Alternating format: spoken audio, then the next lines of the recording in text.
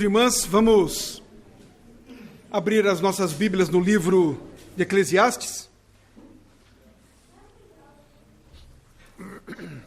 Conforme combinamos, não é? Vamos iniciar esse desafio. Vamos tratar do livro todo e vamos aí pausadamente, então, a cada domingo, pela graça do Senhor, estudando a sua palavra. Precisamos lembrar, saber que este livro, escrito pelo rei Salomão, ele é um escrito que vai mostrar para nós o registro que Salomão fez de uma vida, da vida de pessoas, da vida da humanidade. É o registro, portanto, das vidas de pessoas sem Deus. Pessoas que caminham, que pensam, que agem fora da perspectiva cristã, longe de Deus. Portanto, algumas das expressões que nós vamos encontrar aqui nesse livro podem causar em nós algum desconforto, não é? Mas sempre teremos que lembrar, portanto, que esta é a perspectiva de um povo, é a visão de Salomão, na sua observação, não é mesmo? De pessoas que viveram e que caminham e caminharam naquela época sem Deus, longe de Deus, fora dos caminhos de Deus. É interessante nós pensarmos nisso mesmo porque este livro foi escrito para o povo de Israel. Salomão, rei de Israel, escreve para os israelitas, escreve para o povo de Deus, escreve para o povo da aliança, escreve para aquele povo que foi tirado da terra do Egito, como escravos. Escreve para os filhos de Abraão, de Isaque e de Jacó. Escreve para a igreja no Antigo Testamento. E interessante ele fazer, não é? E ter estas percepções todas. Salomão viveu como rei de Israel, ou reinou em Israel por 40 anos. E os estudiosos nos dão a entender que este livro foi escrito no final da sua vida. O próprio Salomão desviou-se de Deus. O próprio Salomão casou-se com mulheres que não eram do povo de Deus. Fez alianças com outros povos, povos pagãos. O próprio Salomão viveu uma vida como se Deus não existisse.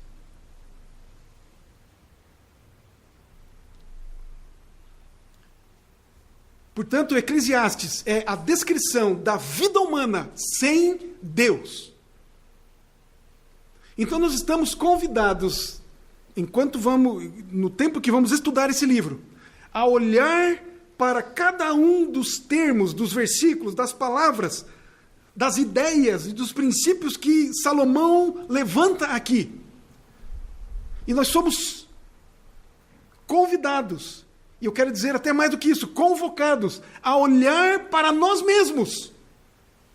Se o que Salomão observou na vida daquele povo, se tem alguma coisa a ver conosco, filhos de Deus, igreja do Senhor Jesus Cristo hoje, esse livro deve fazer, cada um de nós, devemos fazer, portanto, um confronto. Confrontar a nossa vida com o que está descrito aqui neste livro.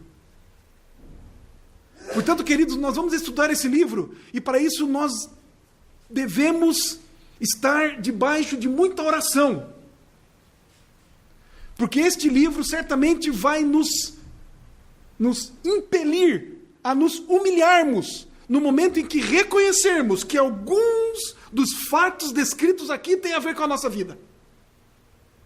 Isso deve nos levar a nos humilharmos diante de Deus, a reconhecermos o pecado e a nos voltarmos para o Senhor. É um livro inspirado por Deus. É um livro duro, um livro difícil, um livro de muita filosofia. E nós pedimos a graça de Deus para que a gente consiga caminhar e sermos todos nós edificados pelo que Ele vai mostrar para nós nos próximos capítulos. Diz-nos assim, então, a primeira parte dele: palavra do pregador, filho de Davi, rei de Jerusalém. Vaidade de vaidades, diz o pregador. Vaidade de vaidades, tudo é vaidade. Que proveito tem um homem de todo o seu trabalho com que se afadiga debaixo do sol? Geração vai, geração vem, mas a terra permanece para sempre. Levanta-se o sol e põe-se o sol e volta ao seu lugar, onde nasce de novo. O vento vai para o sul e faz o seu giro para o norte. Volve-se, revolve-se na sua carreira e retorna aos seus circuitos. Todos os rios correm para o mar, e o mar não se enche ao lugar para onde correm os rios, para lá tornar eles a correr. Todas as coisas são canseiras tais que ninguém as pode exprimir. Os olhos não se fartam de ver, nem se enchem os ouvidos de ouvir. O que foi é o que há de ser, e o que se fez, isso se tornará a fazer. Nada há, pois, novo debaixo do sol. Há alguma coisa de que se possa dizer, vê, isto é novo? Não, já foi nos séculos que foram antes de nós. Já não há lembrança das coisas que precederam, e das coisas posteriores também não haverá memória entre os que hão de vir depois delas. Querido Deus, uma vez mais falamos contigo, e declarando, ó Deus, a nossa total dependência do Senhor. Precisamos, Pai, do auxílio e da iluminação do Teu Santo Espírito, quando vamos tratar a respeito da Tua palavra. Ajuda-nos, pois, ó Deus, dando-nos sabedoria, humildade também, dando-nos, ó Deus, coragem para enfrentarmos o que temos aqui pela frente, Pai. Ajuda-nos. Sabemos, ó Deus, que a Tua palavra, ela é viva, ela é eficaz, ela de fato faz o que ela foi feita para fazer. Ela restaura a alma, ela cura a cada um de nós. Ajuda-nos, portanto, a Deus, no estudo deste livro. Oramos assim em nome de Jesus. Amém.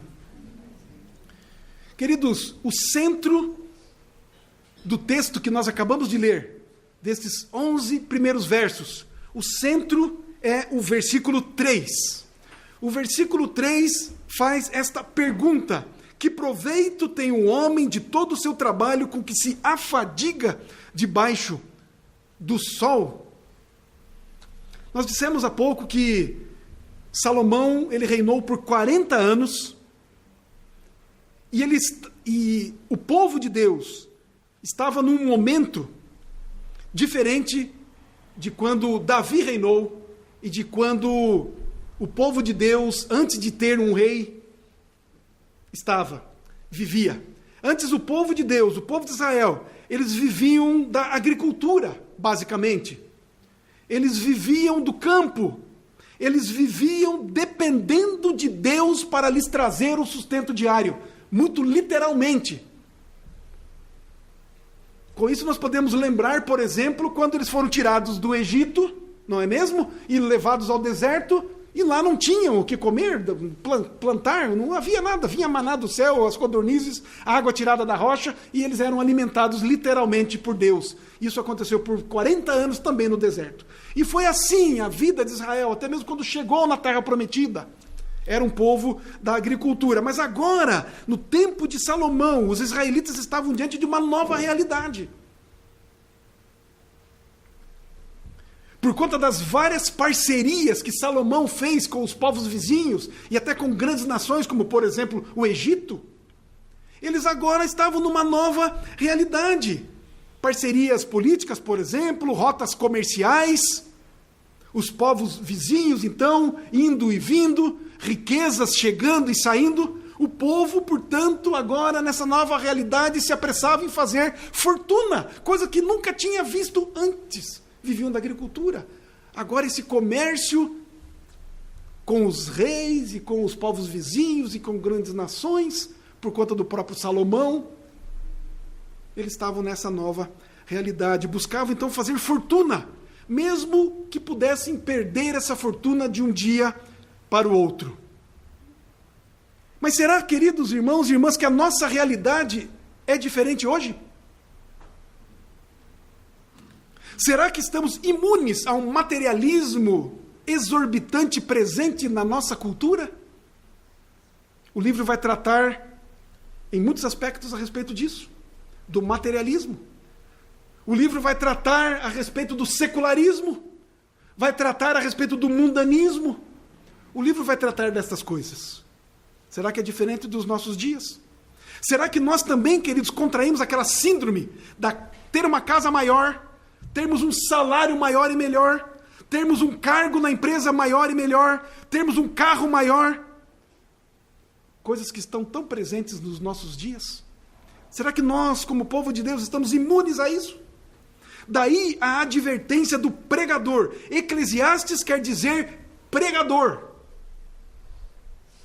Então o pregador, Salomão, ele vai dizer para nós, ele vai esclarecer, registrar para nós neste livro, e especialmente nestes primeiros 11 versos, que é a introdução de todo o livro. E depois, a partir dos versos 12 em diante, ele vai explicar, ele vai trocar em miúdos, podemos assim dizer, o que ele estabeleceu aqui nesses primeiros versos. A advertência dele é exatamente esta: sem Deus, o nosso trabalho é vão. Sem Deus, o nosso trabalho, os nossos esforços são inúteis.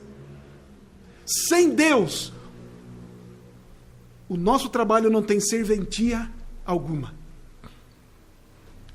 Portanto, palavra do pregador. O pregador é Salomão, filho de Davi, rei de Jerusalém.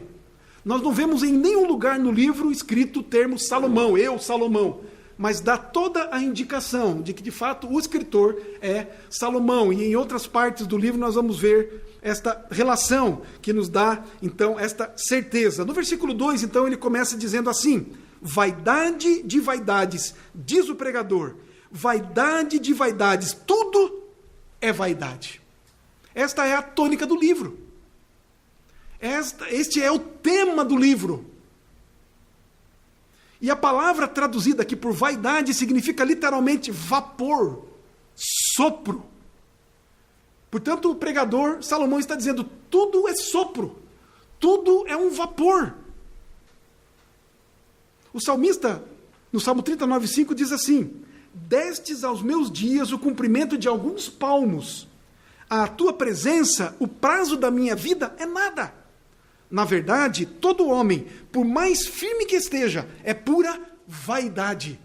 Rebel, vaidade, vapor, sopro. E com isso nós podemos trazer aqui uma ilustração bem curitibana. Bem curitibana. Vamos sair aí numa manhã fria, que não é muito difícil isso acontecer aqui. Saímos numa manhã fria e sopremos. Nós vamos ver sair um vapor, não é mesmo? Mas esse vapor, logo ele se dissipa, desaparece. Não é assim? É isso que Salomão está dizendo aqui. Tudo é vapor, tudo é um sopro. Todas as coisas neste mundo são como o nosso sopro. Ficam aqui por um momento e se vão. Tiago 4,14, ele vai ilustrar isso da mesma maneira. Ele diz assim: sois apenas como neblina, que aparece por um instante e logo se dissipa. Salomão, portanto, nos ensina aqui, queridos, que a nossa vida é extremamente breve. Hoje estamos aqui, amanhã não estamos mais. É como um sopro numa manhã fria curitibana, ou seja, quase todos os dias. Mas há mais aqui do que apenas brevidade na ilustração de sopro ou de neblina. É mais do que breve, é mais do que isso. Vamos fazer essa experiência um dia desses. Vamos soprar e vamos tentar agarrar o sopro. Vamos tentar agarrar a neblina. O que vai acontecer? Ela desaparece tão rapidamente. E mesmo que não desaparecesse tão rapidamente, não há nenhuma substância nela. Não pegamos, não conseguimos pegar nada. Não há substância, é enganoso. Assim é a nossa vida. A vida do homem é breve. A vida do homem é enganosa. A vida do homem é transitória. Salomão está dizendo aqui, uma vida sem sentido. Uma vida sem propósito. uma vida fútil. Vaidade de vaidades. É a ênfase que o escritor quer dar ao repetir esta expressão. Portanto, queridos, Salomão, na sua observação, vendo, portanto, a vida de homens e mulheres, a vida humana sem Deus, a vida humana é totalmente vaidade, vapor, sopro, breve, passageira, fútil, sem sentido, efêmera, sem valor eterno algum. Vaidade de vaidades. Tudo é vaidade, ele conclui. Portanto, queridos, tudo que nós vemos neste mundo é de curta duração e não tem substância. As roupas que usamos logo saem de moda, não é isso? E logo temos que comprar outras. O carro que temos já não é o modelo top. Já tenho que trocar. A nossa casa pode até durar um bom tempo, não é mesmo? Mas logo, logo vamos ter que derrubá-la e construir uma nova. Tudo é vaidade. Tudo é passageiro. É o que o pregador quer provar quando ele escreve esse livro. E assim ele vai examinando a vida humana por diversos ângulos. E no texto que nós separamos para hoje, ele faz isso observando pela perspectiva daquilo que nós ganhamos na vida com o nosso trabalho. O que se ganha na vida com o esforço, com o trabalho? É a pergunta do versículo 3. Que proveito tem um homem de todo o seu trabalho com que se afadiga debaixo do sol? Que proveito que tem? Essa palavrinha proveito, ela tem aqui a ideia de lucro. O que é que nós ganhamos? Que lucro temos com todo o esforço que fazemos com o nosso trabalho? Qual é o lucro? Que proveito? E a resposta nós vamos compreender aqui de Salomão é que não temos ou não se tem proveito nenhum. As pessoas não têm nenhum proveito de todo o trabalho que realizam debaixo do sol.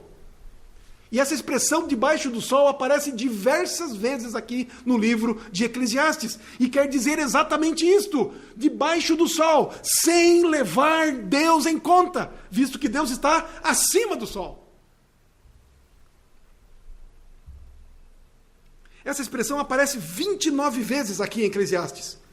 E significa exatamente isso, viver neste mundo sem levar Deus em conta. Portanto, queridos, da perspectiva secular, sem Deus, o ser humano não tem nenhum proveito, nenhum lucro de todo o seu trabalho. E aí alguém pode perguntar, mas como não?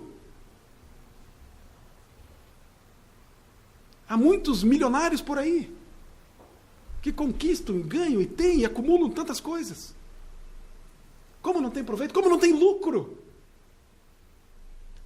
Aí, no Novo Testamento, Jesus pergunta lá em Mateus 16, 26, pois que aproveitará o homem se ganhar o mundo inteiro e perder a sua alma? Ou que dará o homem em troca da sua alma?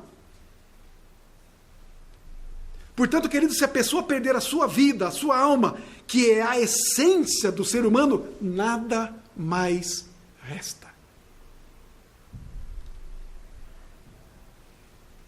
Que proveito tem o homem? Que lucro tem o homem de todo o seu trabalho com que se afadiga debaixo do sol?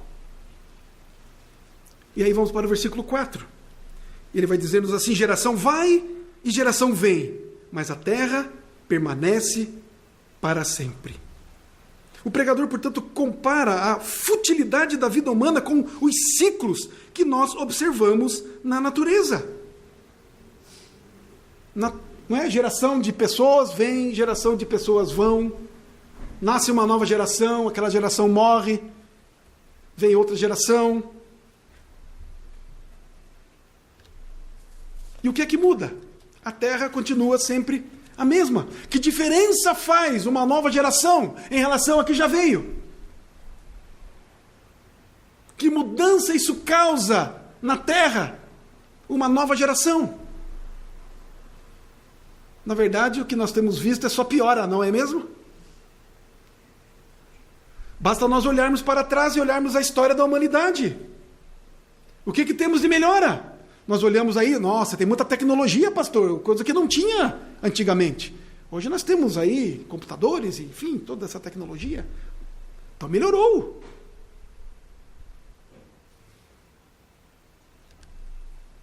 O ser humano melhorou? Temos menos guerras? Temos menos pecados? Temos menos dificuldades? Temos melhores relacionamentos? A terra mudou? A humanidade mudou? Muda-se geração, vem e outra, e a coisa não acontece. Não muda nada. Tem uma mesma relação do versículo 4 com o versículo 7. Todos os rios correm para o mar, e o mar não se enche. Ao lugar para onde correm os rios, para lá tornam eles a correr. Um ciclo, não é? Que se renova. O que muda? Nem tampouco o mar fica doce, não é? Imaginemos todos os rios da terra jogando água doce no mar. E o mar continua salgado. E o mar não se enche.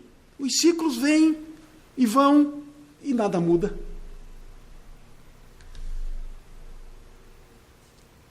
Geração vai, geração vem, a mesma coisa sempre. A terra permanece a mesma, como o mar permanece igual. Nada muda, não há proveito, não há lucro.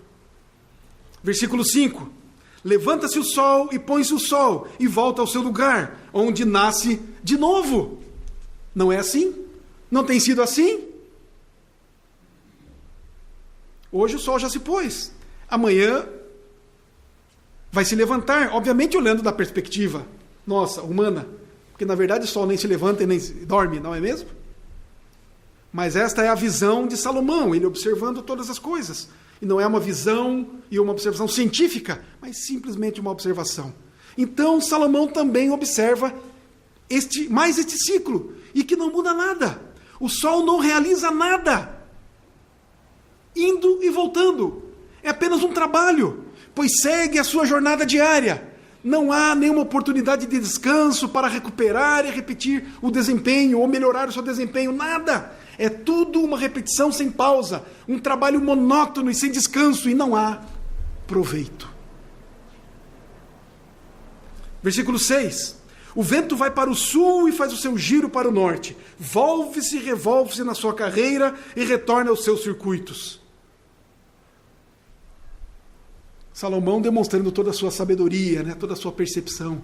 Ele identificou, não é mesmo, o movimento dos ventos. Um movimento diferente do sol. O sol, né, do oriente para o ocidente. Ele já diz aqui que o vento sul vai para o sul e vai para o norte e volta e vai para cá e vai para lá, enfim. Mostra-nos que o vento é livre para soprar onde quiser, mas no final das contas, dessas idas e vindas do vento, ele sempre retorna ao seu circuito. Até mesmo o vento entra numa rotina. O vento também segue um caminho fixo e nada é ganho, nada é proveitoso, nada é lucro. O versículo 7, nós já vimos, todos os rios correm para o mar, e o mar não se enche, ao lugar para onde correm os rios, para lá tornam eles a correr. Nós sabemos, é claro, que por que o mar não enche? Porque as águas elas evaporam e as nuvens trazem as chuvas de volta para a terra, e é um outro ciclo. Mas o ponto importante aqui é que os rios continuam a correr para o mar, mas o mar não enche. E toda essa atividade não mostra nenhum resultado, não há proveito. E nós podemos olhar para todos os elementos da natureza. Vamos olhar para a terra, para o fogo, o ar, para a água. E eles trabalham todos numa rotina. Se esses elementos todos que já eram conhecidos do mundo antigo não têm proveito em todo o seu trabalho, certamente que os seres humanos também não têm. Versículo 8. Todas as coisas são canseiras tais que ninguém as pode exprimir. Os olhos não se fartam de ver, não é uma verdade? Nem se enchem os ouvidos de ouvir. Ele sai das perspectivas da natureza e vem agora para tratar, propriamente dito, do ser humano. Ele diz: todas as coisas são canseiras e tais. Salomão vai resumir tudo o que ele vem dizendo até agora nesta ilustração tirada da vida de cada um de nós, da vida do ser humano. Ele fala que a boca não pode expressar suficientemente a cansativa repetição de ciclos fúteis na natureza. A boca não se cansa de falar que o sol nasce, que o sol se põe, que os ventos vão para cá e vão para lá. A boca não se cansa.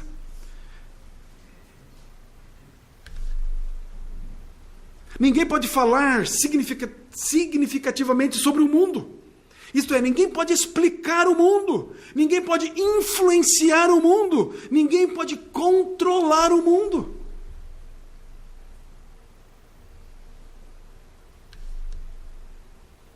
O olho também nunca alcança o ponto que não pode jamais penetrar.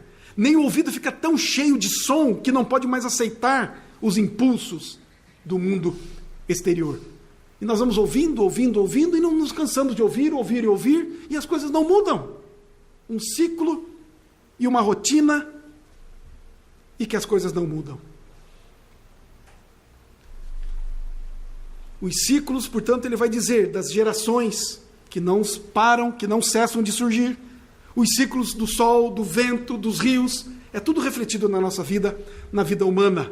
Assim como toda essa atividade na natureza não tem proveito algum, assim também a atividade humana de falar, de ver e ouvir não tem proveito algum. Lembremos-nos, uma vez mais, de qual é a perspectiva que Salomão escreve. Ele está tratando da sua observação de uma humanidade, ele incluído, uma humanidade que desconsidera Deus. Essas observações debaixo do sol, das coisas que acontecem debaixo do céu. Versículo 9. O que foi é o que há de ser, e o que se fez, isso se tornará a fazer. Nada há, pois, novo debaixo do sol.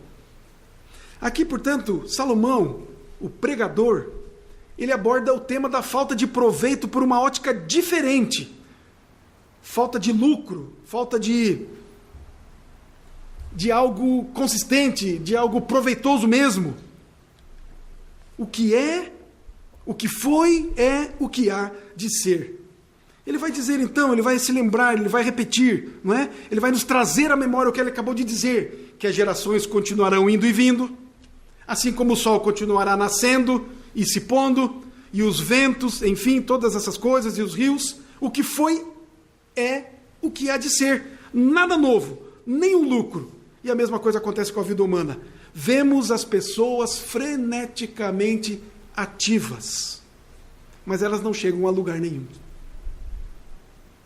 Tudo que vemos é uma repetição vazia, sem valor, vapor, fútil, um sopro. O que foi é o que há de ser. Salomão conclui então dizendo: nada, pois, há de novo debaixo do sol. Nada novo. A história humana mostra também que não há proveito para os indivíduos. Nada há de novo.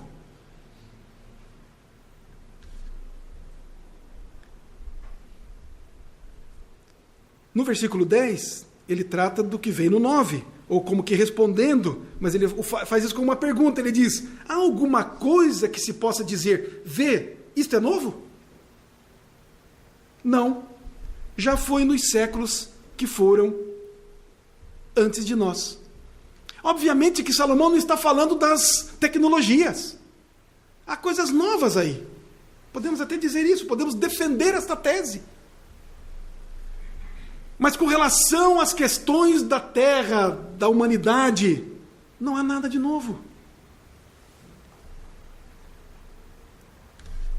A resposta, portanto, que ele dá é enfática, é não. Já aconteceu nos séculos passados, que foram antes de nós. Não é assim? Um bebê nasce hoje. Alguém pode dizer que isso é novo? Salomão diz, isso já aconteceu. Uma guerra começa, alguém pode dizer isso é novo? Não, guerras já tinham no passado em grande quantidade também. Portanto, à luz da natureza repetitiva desta história que nós temos aí na humanidade e na Terra, tudo é alegadamente na visão de Salomão antigo. Nada é novo.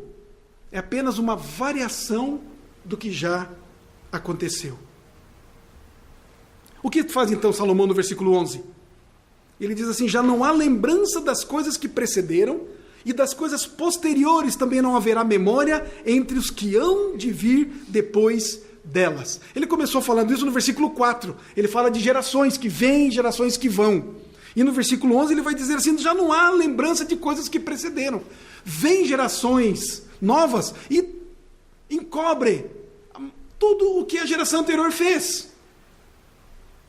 Já não há mais lembrança. Uma pergunta nós devemos fazer aqui. É possível uma geração de pessoas ou indivíduos se distinguir de alguma forma e mostrar algum proveito?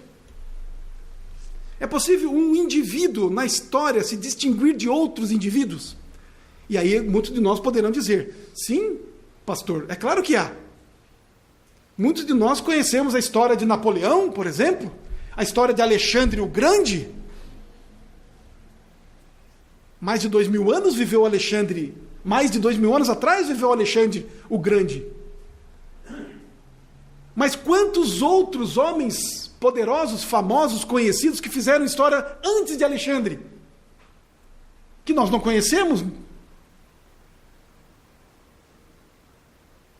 Quem é que definiu, quem é que disse, quem é que registrou, quem é que tem a palavra final para dizer que de fato Alexandre o Grande é um homem, ou foi um homem, que mereceu estar na história? Destacado na história.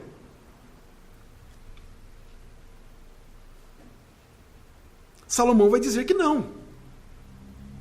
Salomão, respondendo a pergunta: é possível uma pessoa causar tamanho impacto na história a ponto de ser lembrada, reconhecida, a ponto de fazer diferença na história, de mudar o mundo?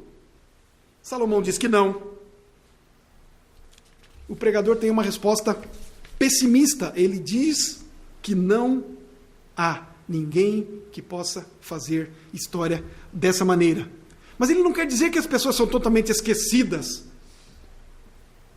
por causa do seu passado. Não é esse o ponto. O que ele quer dizer é que pessoas que visam um lugar na história, pessoas que querem ter um lugar na história, que desejam marcar o seu nome na história, ela deseja ser lembrada por feitos ou por conquistas, são pessoas que correm atrás do vento. Uma coisa é alguém lembrar de alguém, outra coisa é alguém querer ser lembrado. É alguém desejar fazer algo para ser lembrado, para ter o seu nome na história. Por que é que Salomão pensa dessa maneira? Ele vai dizer para nós: porque o futuro não pode ser controlado. Quem é que pode controlar o futuro? Quem é que pode dizer que o seu nome será marcado na história? Quem é que pode firmar isso? Quem é que pode afirmar o que vai acontecer amanhã, depois de amanhã, seja na sua própria vida ou seja na história da humanidade? O futuro, portanto, não pode ser controlado, assim como também o passado não pode ser plenamente lembrado. Acabamos de lembrar aqui de Alexandre o Grande, Napoleão, vamos lembrar de mais uma dúzia ou duas de outros e outras questões, outras nações. Mas se nós olharmos para um mundo que tem pelo menos aí 10 mil anos de história, milhares e milhares de gerações passaram, e nós vamos olhar uma dúzia, duas dúzias de homens na história que tem o seu nome, de alguma maneira, marcado. E ainda se formos olhar negativamente, na maioria das vezes, o passado, portanto, não pode ser plenamente lembrado. As pessoas podem ser homenageadas com nomes de rua, não é? Tratando mais do nosso dia a dia. Nomes de rua, vemos aqui, basta sairmos aqui. Pessoas com nomes de rua são homenageados. Nomes de praças, nomes de cidades até. Mas vem uma geração, depois dessa, e resolve mudar. Tira aquela placa, muda o nome da rua. Aquela cidade é simplesmente destruída. Um terremoto vem e acaba com a cidade, não existe mais a cidade com o nome homem ou daquela mulher. Portanto, não faz diferença do que a pessoa realizou ou do quem ela já foi. Olha o que ele fala aqui em Eclesiastes, no capítulo 2, no versículo 16. Nós vamos estudar mais à frente, mas antecipando, olha o que ele diz aqui. Capítulo 2, verso 16. Pois tanto do sábio como do estulto, a memória não durará para sempre. Pois passados alguns dias, tudo cai no esquecimento. Morre o sábio e da mesma sorte o estulto. A morte chega para todos. E com ela todas as esperanças vão junto, perecem. Salomão está dizendo para nós aqui que ninguém é melhor do que ninguém. Ninguém é melhor do que os outros. A morte dissipa todas as esperanças da própria imortalidade e inclusive o desejo de ser lembrado para sempre. Aquele que morreu não tem mais desejo de nada. A que conclusão chegamos com todo esse emaranhado de palavras e de idas e vindas e de gerações para cá e para lá e de sol para cá e para lá? Que conclusão chegamos? O que é que Salomão quer dizer para nós nesses primeiros versos? O que ele quer introduzir na nossa mente, no nosso pensamento, ao escrever este livro? A introdução, portanto, do pensamento de Salomão é de que a pessoa não tem proveito algum de todo o trabalho que realiza debaixo do sol. Isto é, não tem lucro algum de tudo aquilo que faz e que realiza à parte de Deus. Sem Deus. Ele vai reforçar essa ideia em outras partes do livro. Nós já lemos o versículo 16 do capítulo 2, mas os versos 18 e 19 do capítulo 2, ele diz assim: também aborreci todo o meu trabalho, com que me afadiguei debaixo do sol, visto que o seu ganho eu havia de deixar a quem viesse depois de mim. E quem pode dizer se será sábio ou estulto? Contudo, ele terá domínio sobre todo o ganho das minhas fadigas e sabedoria debaixo do sol. Também isto é vaidade, também isto é inútil, também isto não tem proveito algum. E no capítulo 5, no verso 16, ele diz assim: como saiu do ventre de sua mãe, assim nu voltará, indo-se como veio, e do seu trabalho nada poderá levar consigo. Qual é o proveito que se há com os esforços, com o trabalho de alguém à parte e longe de Deus? No Novo Testamento, Jesus, como nós já dissemos, vai levantar a mesma questão. Ele vai dizer: pois que aproveitará o homem se ganhar o mundo inteiro e perder a sua alma? Ou que dará o homem em troca da sua alma? Quero convidá-los a ir lá para Lucas, no capítulo 12. Lucas, no capítulo 12.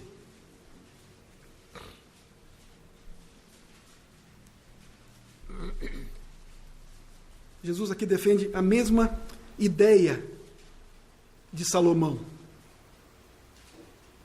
Lucas 12, a partir do versículo 16. E lhes proferiu ainda uma parábola, dizendo: o campo de um homem rico produziu com abundância. E arrazoava consigo mesmo, dizendo: que farei, pois não tenho onde recolher os meus frutos? E disse: farei isto, destruirei os meus celeiros, reconstruí-los-ei maiores, e aí recolherei todo o meu produto e todos os meus bens. Então direi à minha alma: tens em depósito muitos bens, para muitos anos, descansa, come, bebe e regala-te. Mas Deus lhe disse: louco, esta noite te pedirão a tua alma, e o que tens preparado para quem será? Assim é o que entesoura para si mesmo, e não é rico para com Deus. Portanto, queridos, sem Deus, a pessoa não tem qualquer proveito de todo o seu trabalho, de todo o seu esforço. Proveito algum.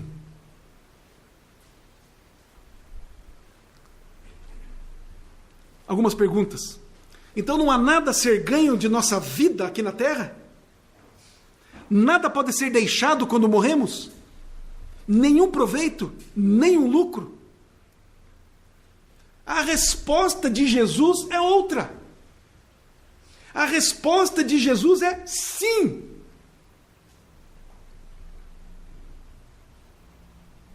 Jesus diz sim, que pode haver lucro e proveito. Mas para isso nós não devemos guardar tesouros para nós mesmos. Mas nós devemos ser ricos para com Deus.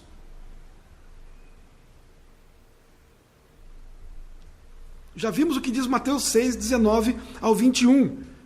Mas vamos ver o que diz João 6, 27. João 6, 27. O Senhor Jesus diz assim: trabalhai, não pela comida que perece, mas pela que subsiste para a vida eterna, a qual o Filho do Homem vos dará, porque Deus, o Pai, o confirmou com o seu selo. A mensagem de Jesus, ela é muito clara. Nós não ganhamos nada, não temos proveito, não há lucro algum ajuntando tesouros sobre a terra. Nós não ganhamos nada se trabalharmos sem Deus. Se não tivermos esta perspectiva de todo o nosso esforço direcionado para Deus, para as coisas de Deus. A nossa vida, queridos irmãos e irmãs, pode ser muito proveitosa se nós formos ricos para com Deus, se ajuntarmos os tesouros no céu, se servirmos a Deus.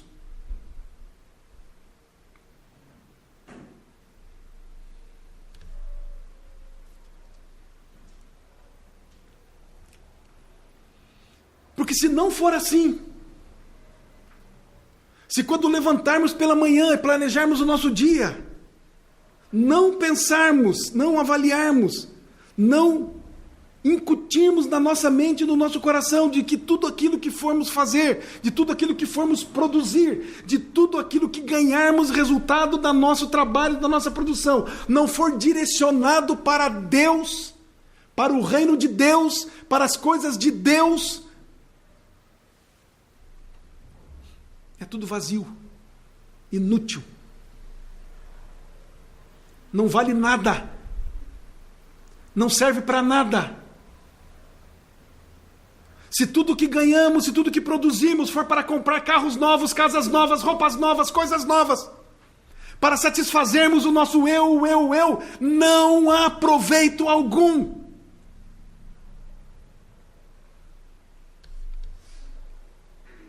Nós não ganhamos nada ajuntando tesouros sobre a terra. Essa é a mensagem de Cristo. Esta foi a percepção, a observação que Salomão fez. Salomão multimilionário. Salomão vai falar da muita sabedoria. Ele vai falar a respeito da sabedoria mais adiante.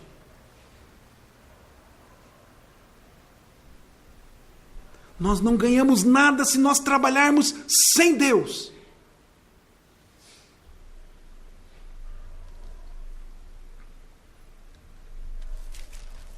O apóstolo Paulo compreendeu muito bem este princípio de Cristo, lá em 1 Coríntios capítulo 15, no verso 58.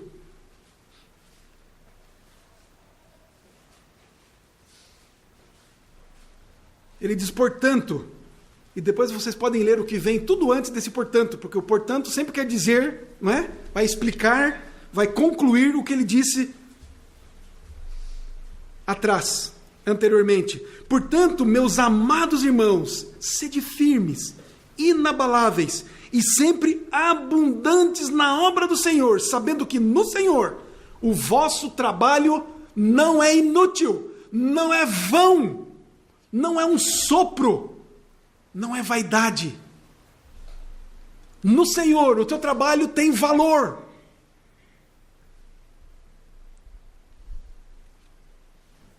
Nenhum trabalho feito em nome de Jesus é inútil, é fútil, é névoa.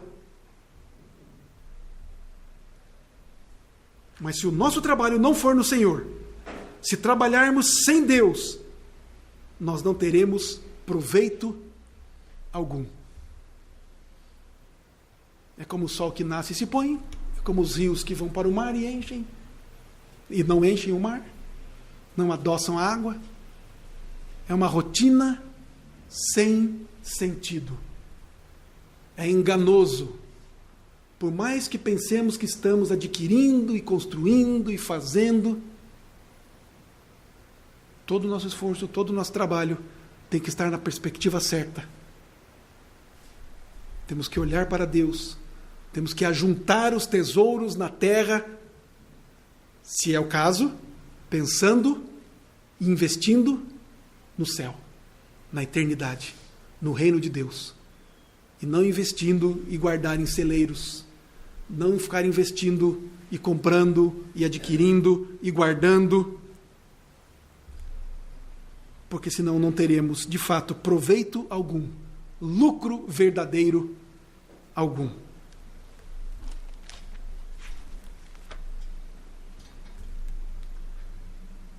Na introdução desta palavra, nós falamos para que cada um de nós pensasse na nossa vida.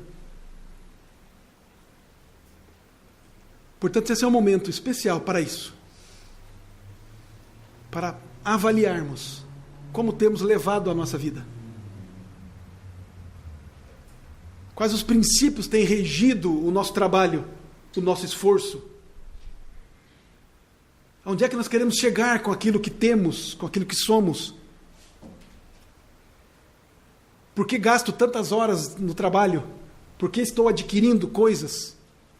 Por que quero ser isto ou aquilo? Tem a ver com Deus? Com o seu reino? Com a sua igreja?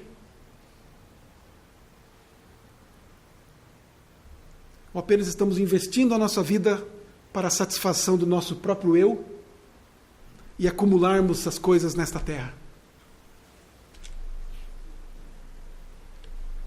Salomão teve tempo na vida dele de parar, sentar, observar e ver na sua própria vida para onde ele estava caminhando. Não só ele, como o povo de Deus para o qual ele escreveu este livro. Que nós tenhamos também a coragem de olhar para a nossa própria vida. Não olhar para o vizinho, não olhar para o irmão, mas olhar para a nossa própria vida. E o que temos feito com a saúde que Deus tem nos dado, com o trabalho que Ele tem nos permitido realizar, com os ganhos financeiros e outros tantos que Ele tem nos proporcionado. Em qual perspectiva nós estamos? Em todo o trabalho sem Deus? Ou ajuntarmos os tesouros no céu? Que o Senhor nos abençoe e nos faça refletir. E reconhecendo o pecado em nós, que nós possamos nos debruçar diante dEle, clamar pelo perdão. E passarmos a caminhar, a andar verdadeiramente em novidade de vida. Para a glória do Senhor.